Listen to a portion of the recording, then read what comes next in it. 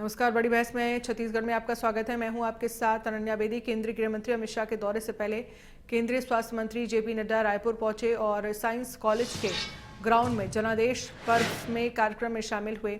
इस दौरान बीजेपी राष्ट्रीय अध्यक्ष कांग्रेस पर जमकर बरसे और कहा कि आज मूल्यांकन भी कीजिए कि आपने किस पार्टी को, किन नेताओं को सेवाओं का मौका दिया और उन्होंने आपके लिए क्या किया। जेपी नड्डा ने कहा कि जब मैं अंधकार की बात करता हूं तो याद करो 5 साल पहले इसी छत्तीसगढ़ में आकर राहुल गांधी ने कहा था कि कांग्रेस को तुम चुनाव जिताओगे और इधर 1, 2, 3, 4 गिनते ही 72,000 रुपये महिलाओं को मिल जाएंगे।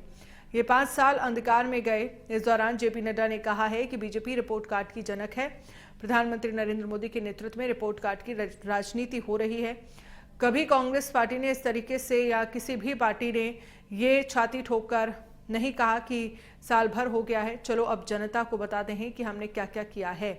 ये काम अगर कोई और कर सकता है तो सिर्फ भारतीय जनता पार्टी कर सकती है। तो वहीं कांग्रेस कहती हुई नजर आई है कि जेपी नड्डा को मन से नीचे उतरकर जनता के बीच जाकर देखना चाहिए, तब सच्चाई नजर आएगी। आज इसी मुद्दे पर विस्तार से बात करेंगे। चर्चा के लिए कुछ खास मेहमान हमारे साथ जुड़ेंगे। उससे पहले सियासी बयानबाजी सुनिए।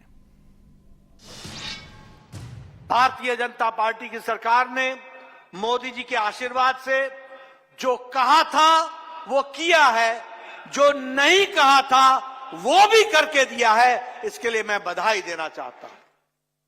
लेकिन मैं यहां पर बड़े दुख के साथ बताना चाहता हूं कि एक तरफ तो देश मोदी जी के नेतृत्व में छलांग लगा करके आगे बढ़ रहा है। हम 11वें नंबर से 5वें नंबर पर आ गए, 5वें नंबर से हम 3रे नंबर के लिए तैयार हो रहे हैं। लेकिन कांग्रेस पार्टी मोदी जी का विरोध करते करते देश का विरोध करने लगी है। बोलो, ऐसी पार्टी को आगे आने दोगे क्या? जरा जोर से बोलो, आने दोगे क्या? ये ऐसी पार्टी है जो परजीवी पार्टी है, जिसके साथ चिपकती है उसको भी सूखा कर देती है, उसकी भी छुट्टी कर देती है। ये ऐसी परजीवी पार्टी है। और देखो, मैं आपके सामने कुछ तथ्य और मैं पत्रकार भाइयों को भी बताना चाहता हूं कि एक संस्था है OCCRP, organised criminal corruption reporting project.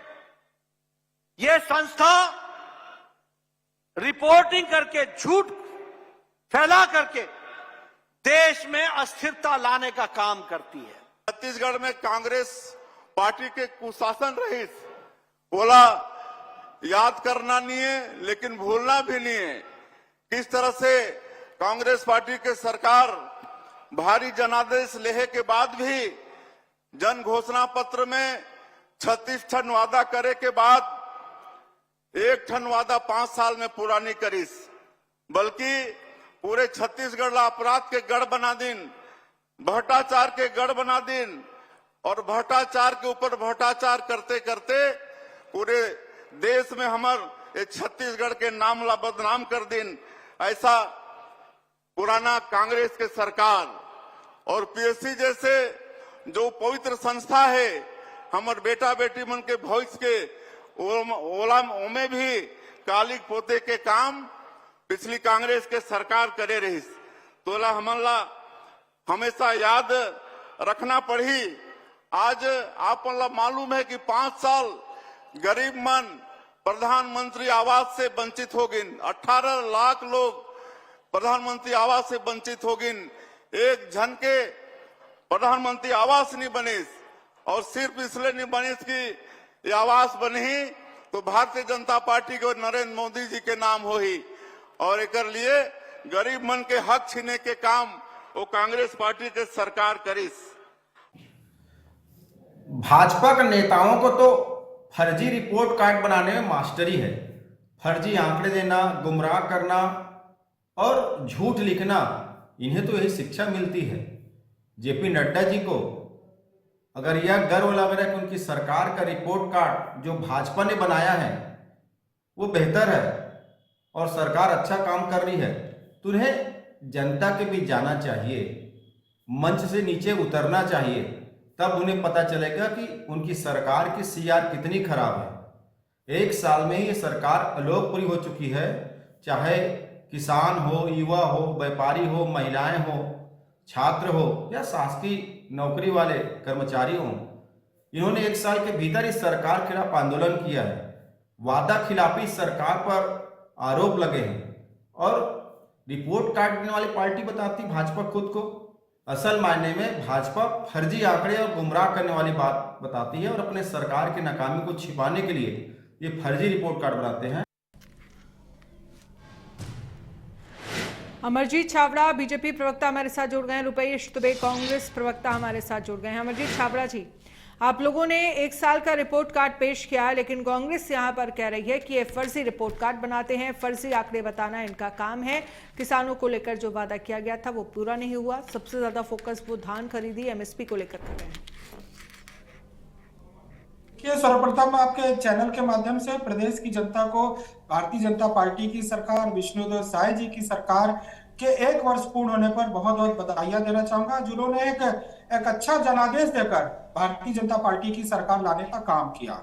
और रहा सवाल रिपोर्ट का, तो हमने रिपोर्ट कार्ड प्रस्तुत किया है, जनता के बीच में जाकर प्रस्तुत किया है। और उसके साथ ही मैं आपको बताना चाहूंगा कि कांग्रेस की जो अलोकप्रिय सरकार थी, जिसने 5 साल तक जनता का जो मत था उसके साथ खिलवाड़ किया, और यही वजह थी कि ये सरकार आई और फिर चले गई। लेकिन भारतीय जनता पार्टी की सरकार ने 15 साल इस प्रदेश में शासन किया था और लगातार काम किए थे। जनता को लगा कि एक आध बार परिवर्तन करके देखना चाहिए, लेकिन फिर जनता को लगा कि उनसे भारी गलती हो गई। इसलिए जनता ने पुनः 2023 में पूर्ण बहुमत की सरकार बनाई, भारतीय जनता पार्टी की सरकार बनाई, और हमने जितने भी वादे किए थे लगभग सभी वादों में खरा उतरने का हमने काम किया। कांग्रेस जो आरोप लगाती है उनको खुद अपने अंतर्मन में झांकना चाहिए कि इनके ही एक पूर्व मंत्री हैं जो कि लास्ट में आखिरी समय में डिप्टी सीएम बने थे, उन्होंने सरकार की तारीफ की। तो कांग्रेस के ही जो नेता है, चाहे भूपेश बघेल की बात करूं, चाहे दीपक बैज की बात करूं, ये बगले झांकने लगे थे। आज इस सरकार की वाहवाही हो रही, इस सरकार के कार्यों की सराहना हो रही है, और आप देखेंगे कि कांग्रेस जरूर सड़कों पर है, क्योंकि उन्होंने जो काम किया था जनता ने उनको सड़कों पर लाकर छोड़ दिया है। तो कांग्रेस को एक आत्मचिंतन की मनन की आवश्यकता है। लगातार इस प्रदेश में चुनाव है, चाहे विधानसभा चुनाव के बाद लोकसभा चुनाव की बात करूं, चाहे उपचुनाव की बात करूं, लगातार जनता ने हमको जनादेश देकर यह सिद्ध कर दिया कि इस प्रदेश में लोकप्रिय सरकार चल रही है। विष्णुदेव साय जी की सरकार लगातार अच्छे कामों को काम कर रही है, चाहे महतारी बंधन योजना की बात करूं, चाहे किसानों की बात करूं, चाहे युवाओं की बात करूं। जिन युवाओं को ठगने का काम कांग्रेस ने 5 साल किया, राजीव युवा मितान क्लब के नाम से उनको ठगा, पीएससी के माध्यम से अपने नेताओं के, अपने रिश्तेदारों के और तो जो उनके सहायक होते थे उनके बच्चों तक के प्रमोशन इन्होंने करवाया, उनको डीएसपी बनवाया, उनको एसडीएम जैसे पदों पर बैठाया। और आज स्थिति क्या है, टामन सिंह सोनवानी जैसे इनके अधिकारी वो जेलों के अंदर है और जांच इसमें चल रही है। तो निश्चित ही हमने एक अच्छा शासन लाने का काम किया है, और जितने भी काले अध्याय थे इन 5 सालों के उनको धोने का हम काम करें। और देखिएगा इस ये प्रदेश तेजी से फिर से विकास की पटरी पर बैठ रहा है। 5 साल कांग्रेस को अवसर जनता ने दिया था और अच्छे बहुमत से दिया था, लेकिन यह सरकार जो थी वो लड़ती रही आपस में ही, चाहे विधानसभा में लड़ती रही, चाहे कांग्रेस भवन में लड़ती रही, आपस में ये उलझते रहे। टीएस जो 2.5 साल के मुद्दे पर उलझते रहे, कांग्रेस के नेता अपने ही नेताओं से उलझते रहे, और स्थिति यह रही कि सरकार वापस चले गई। मैं आपके चैनल के माध्यम से फिर से कहना चाहूंगा कि यह लोकप्रिय सरकार है, लगातार काम कर रही है, और 1 वर्ष में ही हमने लगातार जो काम किया वह अपने आप में कीर्तिमान है। लगभग जितने वादे हैं, चाहे 18 लाख आवास की बात करूं या अन्य वादों की बात करूं, हमने पूरा खरा उतरने का काम किया है। बिल्कुल। वो रुपेश दुबे जी, जिन बातों का जिक्र यहाँ पर अमरजीत छाबड़ा जी की तरफ से किया जा रहा है कि क्या क्या काम उन्होंने 1 साल में किए हैं, क्या लग रहा है 1 साल में जिन बातों का जिक्र किया जा रहा है वो काम जमीनी स्तर पर हुए हैं? चाहे वो महिलाओं से जुड़े महतारी वंदन योजना को लेकर जो योजना बनाई गई थी, या फिर किसानों से जुड़े जो पहल की गई थी। जी नमस्कार, चावला जी को नमस्कार। जिस प्रकार से भाजपा की सरकार आज अपना 1 वर्ष की सफलता के गुणगान आत्ममुग्धता से कर रही है, धरातल में कोसों दूर है। यदि बात करें रिपोर्ट कार्ड की, तो भाजपा को रिपोर्ट कार्ड बतानी चाहिए कि ग्रामीण अर्थव्यवस्था में रोजगार के कितने संसाधन इन्होंने उपलब्ध कराए। भाजपा को रिपोर्ट कार्ड ये बताना चाहिए कि 18 लाख आवास में पिछले 5 साल में कितने आवास बने और 1 साल में कितने आवास बने, या 25 जून 2015 से जो आवास के छत्तीसगढ़ में कितने आवास बने, इसका भी रिपोर्ट कार्ड भाजपा को सार्वजनिक करनी चाहिए। स्वास्थ्य के लिए भाजपा की सरकार ने क्या कार्य किए, इसका रिपोर्ट कार्ड बताना चाहिए।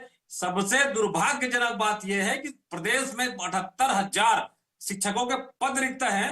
33,000 पदों की भर्ती के लिए बृजमोहन अग्रवाल जी ने बात करी थी, और उसके बाद उन पदों को भी रोक शिक्षा पर बाधित करना, इसका रिपोर्ट कार्ड बताना चाहिए। महतारी वंदन योजना के नाम पर वाह ना लूटे, 500 रुपए में गैस कनेक्शन कब देंगे, इसका रिपोर्ट कार्ड बताना चाहिए।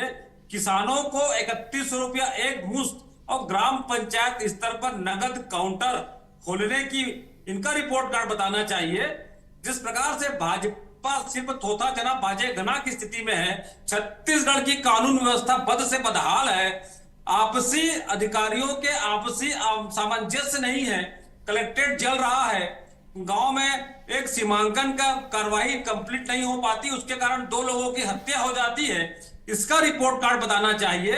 18 लाख आवास योजना, उसके बाद शहरी आवास में मात्र 15,000 लोगों की सैद्धांतिक स्वीकृति किस आधार पर हुआ, इसका बताना चाहिए। देखिए जिस प्रकार से छत्तीसगढ़ में भाजपा सरकार चल रही है, कानून व्यवस्था पद से बदहाल है, और सिर्फ छत्तीसगढ़ की भाजपा सरकार राजस्व प्राप्ति के लिए शराब की नदियां बहा रही है। शराब बेचने के लिए छत्तीसगढ़ की सरकार पूरे प्रदेश में नहीं, पूरे देश में छत्तीसगढ़ को शर्मसार करने वाली सरकार है। और तो और इन्होंने स्वतंत्रता संग्राम सेनानी के गौरव ग्राम में भी शराब दुकान खोलने के लिए कुत्सित प्रयास इनके द्वारा किया गया है। ये शराब के नाम पर छत्तीसगढ़ में राजस्व बटोरने के लिए ऐसे अधिकारियों को बता रहे हैं। देखिए आज प्रदेश में जिस प्रकार से कानून व्यवस्था है, आज प्रदेश में जिस प्रकार से पुलिस की वर्दी भी दागदार हो गई है, इससे दुर्भाग्यजनक बात छत्तीसगढ़ में कुछ नहीं है। चाहे विष्णुदेव साय जी की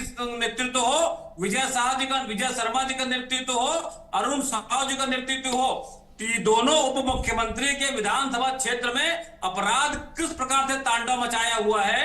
छत्तीसगढ़ में भाजपा की सरकार सिर्फ और सिर्फ रिमोट कंट्रोल की सरकार है। स्वास्थ्य मंत्री जेपी नड्डा जी आए थे, वे यदि स्वास्थ्य की चिंता कर लेते, छत्तीसगढ़ सरकार के थोथी गुणगान करने के बजाय छत्तीसगढ़ की आम जनता को स्वास्थ्य सुविधाएं क्या मिल रही है, इसके बारे में बात कर लेते। लेकिन ये सिर्फ और सिर्फ कांग्रेस पे दोषारोपण करके अपनी नाकामी को छुपाने का काम भाजपा की सरकार कर रही है। आज किसान टोकन के नाम से परेशान है, धान में उठाव नहीं हो रहा है, राइस मिलर, माने अपराध का गढ़ के साथ साथ छत्तीसगढ़ पूरी तरह से विश्व मानचित्र पर और देश के मानचित्र पर कलंकित राज्य के रूप में भाजपा के अकुशल नेतृत्व के कारण स्थापित हो गया है। अमरजी जी जवाब दीजिए। और दूसरा सवाल मेरा, एक तो रुपेश जी जिन बातों का जिक्र कर रहे हैं उन पर जवाब दीजिएगा, और दूसरा सवाल ये है मेरा इसी में कि जो कांग्रेस कह रही है कि आपने जनता का 1 साल का जो रिपोर्ट कार्ड आप अपनी सरकार का पेश कर रहे हैं, वो रिपोर्ट कार्ड जो है वो आपको जनता के बीच जाकर बनाना चाहिए, उनसे फीडबैक लेना चाहिए, तो असल रिपोर्ट कार्ड आपको समझ आएगा। देखिए जनता के बीच जाकर ही आज हमने रिपोर्ट कार्ड प्रस्तुत किया है। कांग्रेस के पेट में दर्द इसलिए हो रहा है कि कांग्रेस को 5 साल अवसर मिला था और कांग्रेस ने कुछ नहीं किया। मेरे भाई जिस तरह से व्याख्यान कर रहे थे बड़ी बड़ी बातों का, एक शब्द पर मैं आपत्ति करना चाहूंगा, कलंकित राज्य। मुझे लगता है कि मैं इस प्रदेश का निवासी, इस प्रदेश में निवास करता हूं और मुझे अपने राज्य के लिए इस तरह से अशोभनीय शब्दों का प्रयोग बिल्कुल ही नहीं करना चाहिए। मैं अपने परिवार के सरकारी तंत्र के लोग, भाजपा के लोग बात ना करें, पहले शराब बेचने का काम सरकार ने करी। एक बार अमरजीत जी को सुन लीजिए। स्वीकार करिए इस बात को। मुझे आश्चर्य होता है स्वतंत्रता संग्राम सेनानियों के गांव को कलंकित करते हो।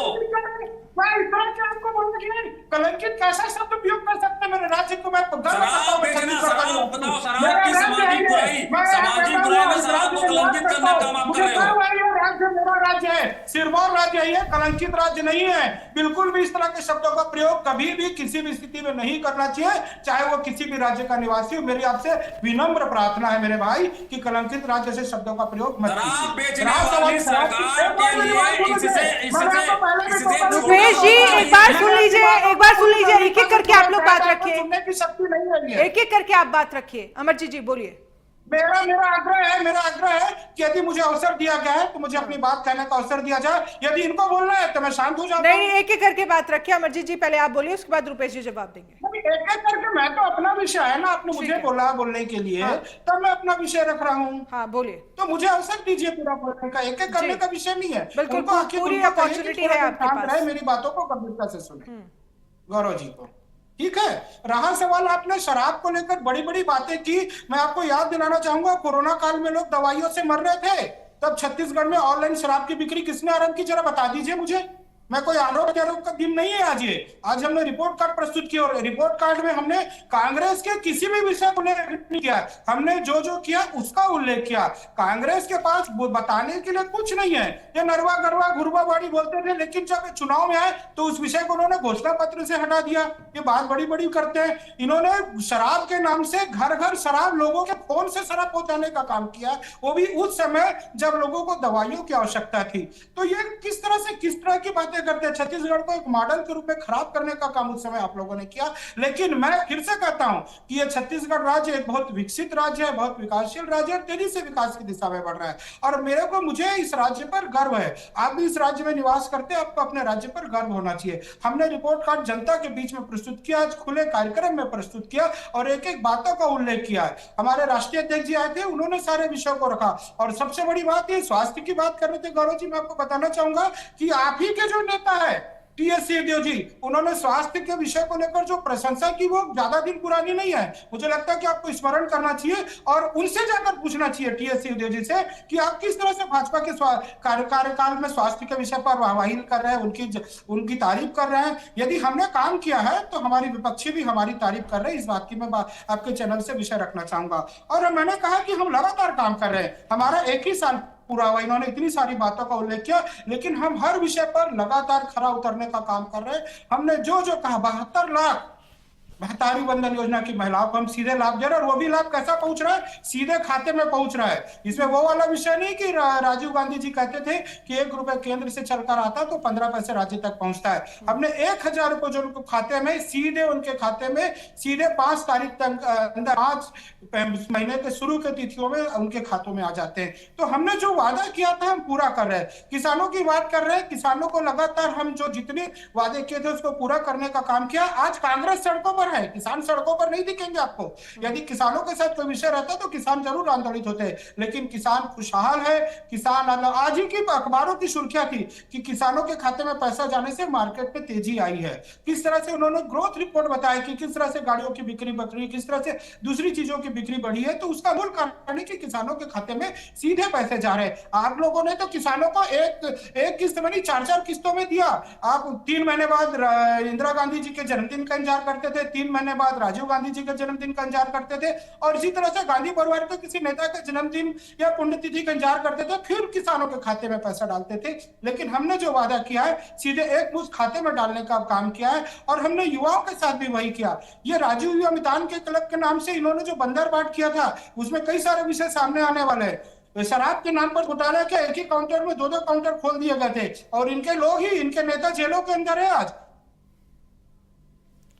घोटाले की बात करूं, खनिज घोटाले की बात करूं, कोल घोटाले की बात करूं, ये एक सिलसिला लंबा चल पड़ा था। इनकी सुपर सीएम थी सौम्या चौरसिया, लगातार उनकी जमानतें खारिज हुई। इन्होंने एक विषय लॉ एंड ऑर्डर का उठाया था। मैं बताना चाहूंगा कि बलौदा बाजार की घटना के पीछे जो मास्टर माइंड थे इनके विधायक, उनकी जमानतें कितनी बार खारिज हुई है। क्या आपको न्यायपालिका पर भरोसा नहीं है? क्या न्यायपालिका को भी आप झुठला सकते हैं क्या? यदि न्यायपालिका में वो दोषी नहीं पाए जाते तो उनकी जमानत नहीं खारिज होती। लेकिन लगातार ठीक है, आप इसमें रुपेश जी से जवाब ले लेते हैं। रुपेश जी, बस मैं क्लोज कर रहा हूँ, 2 मिनट का समय दीजिए, मैं अपनी बात को समाप्त कर रहा हूँ। जितने भी अपराध होते हैं, मैं नहीं कहता कि हर अपराध के पीछे कांग्रेस है, लेकिन ज्यादातर अपराध के पीछे कांग्रेसियों के चेहरे क्यों निकल कर आते हैं? सूरजपुर की बात करूं, रायपुर में जेल के बाहर जो गोलीबारी होती है उसकी बात करूं, या बलौदा बाजार कांड की बात करूं। तो इसीलिए मेरे भाई, ये प्रदेश हम सबका है। इस प्रदेश को खुशहाल रखना है, नक्सल मुक्त रखना है और विकास की दिशा में आगे बढ़ाना है। इसलिए हमने रिपोर्ट कार्ड प्रेस किया है और 1 साल में हमने बहुत सारे काम किए।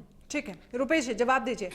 देखिए, ये तो रिपोर्ट कार्ड की बात हो गई और दूसरा आरोप आप लोगों पर यह भी है कि इससे पहले आप लोगों की सरकार थी, आपने कितना काम किया? आपके पास भी तो वक्त था। आप लोग अगर काम करते 5 साल तो आपकी सरकार रिपीट करती। देखिए, सरकार रिपीट नहीं हुई इसका मतलब ये नहीं कि काम नहीं किया गया।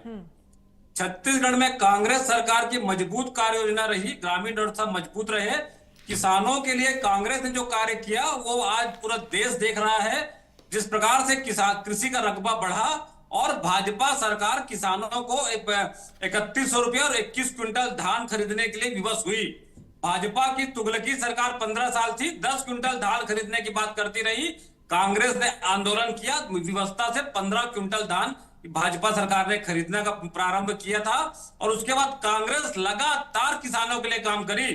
ये भाजपा के सरकार बता दे, जिस प्रकार से मोदी की गारंटी की बात करते हैं, ये नमो पोषण योजना, यदि चावड़ा जी को जानकारी होगी तो नमो पोषण योजना में कितने स्कूलों में बच्चों को नाश्ता मिल रहा है ये आंकड़ा बता दे। और तो और कितने खिलाड़ियों को 75,000 रुपए वार्षिक छात्रवृत्ति ये दे रहे हैं ये बता दे। और तो और परीक्षाओं के लिए इनके द्वारा वार्षिक कैलेंडर जारी करने की बात की, प्रत्येक ब्लॉक में परीक्षा केंद्र स्थापित करने की बात की।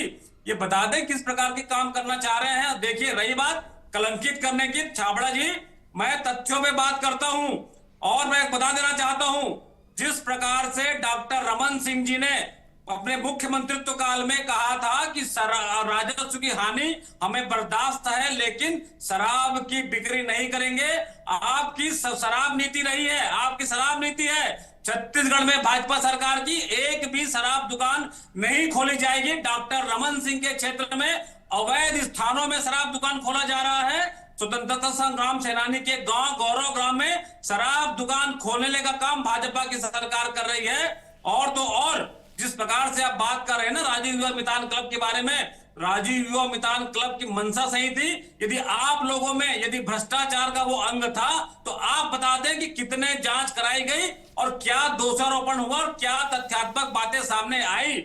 लेकिन जिस प्रकार से पुलिस के अधिकारियों पर गृह मंत्री जी के विधानसभा क्षेत्र में लोहारडी में घटना हुई और तत्कालीन एएसपी को निलंबित किया गया और किस आधार पे उनको फिर से बहाल किया गया, ये आपके लचर प्रशासनिक व्यवस्था का जीता जागता उदाहरण है।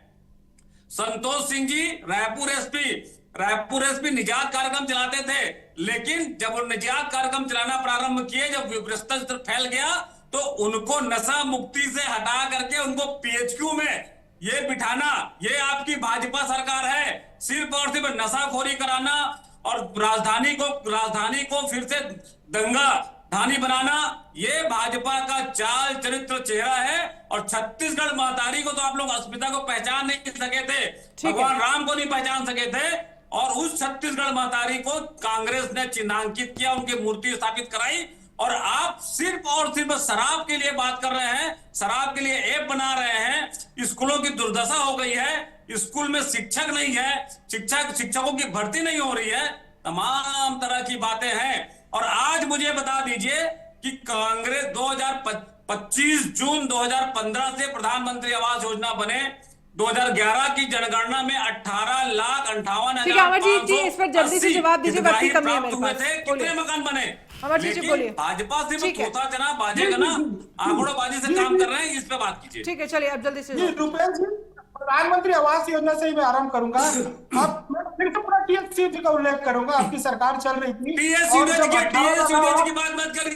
टीएस यूदेजी के व्यक्तित्व पे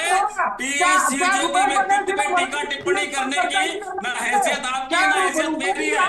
उनका विशाल हृदय है, वो व्यक्ति राजनीतिक शुचिता और पूर्वाग्रह से ग्रसित और काम नहीं करते। पंचायत विभाग से क्यों दिया था मालूम है आपको? मेरे पास दोनों पत्र है, उन्होंने इस्तीफे में स्पष्ट उल्लेख किया था कि मेरी सरकार वापस किए थे। केंद्र से जो पैसा आ रहा है उसको नीचे नहीं ले जा रही है, इसीलिए मैं उस विभाग से इस्तीफा देता हूँ। ठीक है, ये विषय था। ध्यान से पढ़िएगा, पत्र को ध्यान से पढ़िएगा। ये राजीव इसको छोड़ करके दिखाइए, राजीव युवा विकास क्लब के सदस्य। चलिए ठीक है, वक्त की कमी है अमरजीत जी, वक्त की कमी है। बहुत बहुत शुक्रिया हमारे साथ जुड़ने के लिए। रुपेश जी आपका भी बहुत बहुत शुक्रिया। छत्तीसगढ़ में की बड़ी बहस में आज के लिए फिलहाल इतना ही। आप बने रहिए।